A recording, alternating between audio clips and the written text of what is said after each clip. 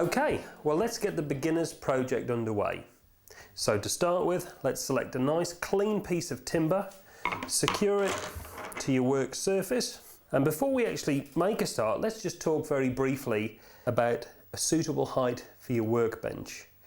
Now I'm really lucky, I've got this great platform to work from, but if you're at home and you've just got a normal bench, you can raise the height of your bench by putting it on a couple of building blocks. As long as it's nice and stable, it's fine. In terms of height, when standing nice and straight, the work surface wants to be at the same height as your elbow. Now that's going to save your back. You really don't want to be bending over too much. So as you're carving, I can stand nice and straight, perfect height. So let's begin. Now the objective of this project is not really about the design, but it's about putting all of those significant 6 techniques into practice. Okay, so let's begin. We'll select your 10mm gouge, hold it in the pinch position, make sure you anchor, and we're going to set in a cut. Try and be fairly central to your workpiece. Now setting in a cut means that the shank of the chisel is 90 degrees to the timber surface. Now put a downward pressure on there, okay?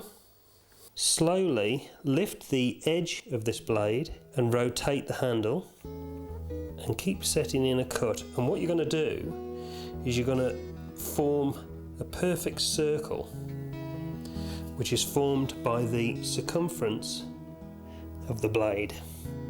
Now I've chosen a piece of timber, well, it's as hard as rock, which is completely the opposite of what you need to do. I'm really going to have to put my techniques to work, which is great for demonstration purposes. So by lifting the edge of the blade and rotating the chisel handle, I'm forming a nice, well, perfect circle.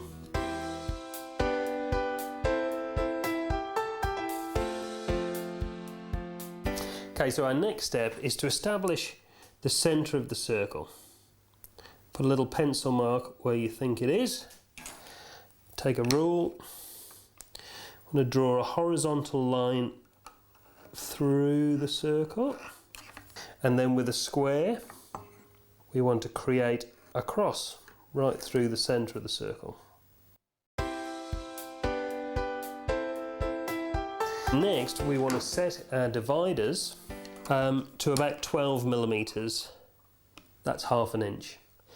Drop the one point of the divider in the perimeter of the circle, and with a pencil, just pop a little line at 12mm, ½ an inch, along the cross that you've made.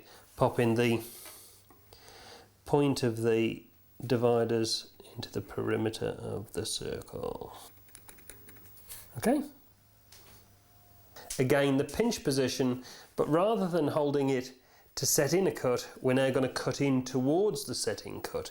Make sure you anchor, and in a controlled fashion, slide the chisel towards that setting cut that you've just made. Now we might need to set in the circle a little deeper, so with your 10mm gouge again, set it in deeper.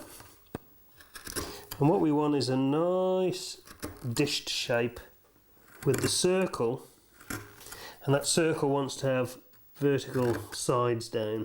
You don't want your circle to end up being narrower at its base. So when you've created your circle and now a dished effect around it, what we're going to do is carve towards that circle from these points that we made earlier.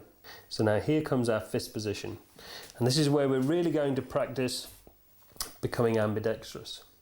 So we're going to carve to the right hand side of the bench. I'm going to hold the chisel in my right hand, fist position. Make sure that the blade is next to your little finger, about 1 inch or 25mm exposed. Locate your blade on your pencil mark. Slowly slide a nice cut towards that central berry.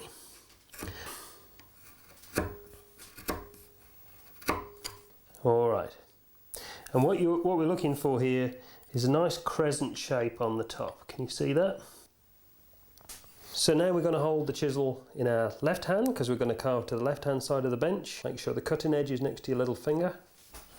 Locate the blade on your pencil mark and rotate the handle as you're motivating the chisel forward, creating a sliding action.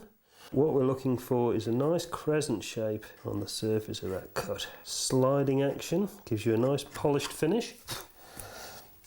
You see that? Great. So now we're going to carve across the grain. Hold the chisel again, fist position, make sure you anchor. And when you're carving across the grain, this is where sliding the chisel really becomes very important.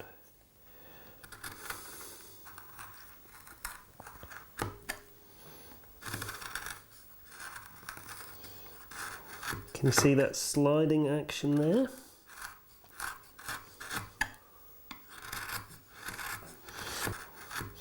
How about that? Okay, so it still looks a bit messy at this stage, but we know that our circle is in the centre. So now we're going to carve towards ourselves. So fist position, make sure we anchor and slide the chisel towards that setting cut.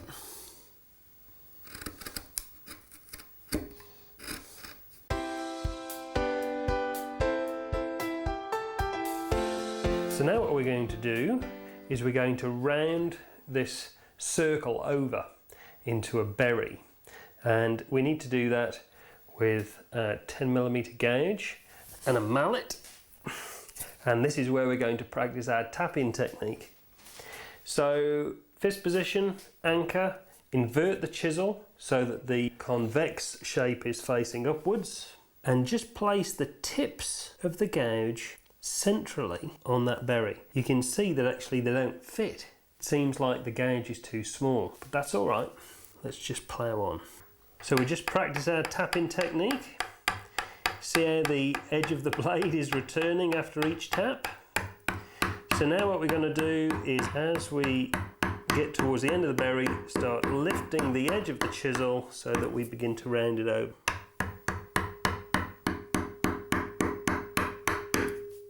And now what we're going to do is exactly the opposite with the other hand. So fist position, make sure you anchor. And as you get towards the edge of the berry, lift the handle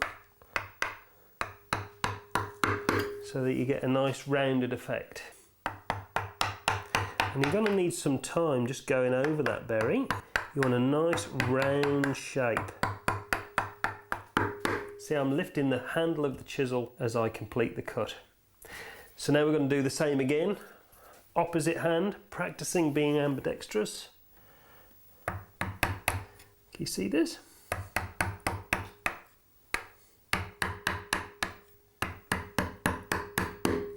So now we've got these two high ridges here.